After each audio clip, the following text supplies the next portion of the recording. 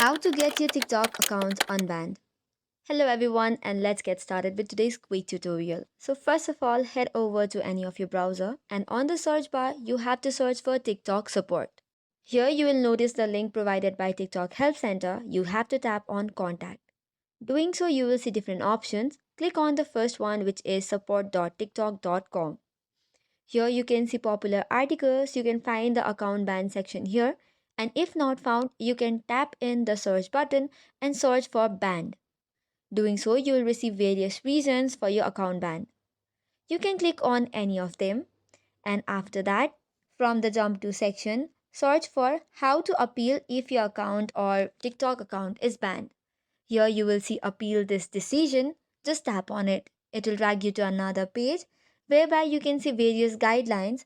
Here you have to specifically scroll down to the bottom and click on contact us.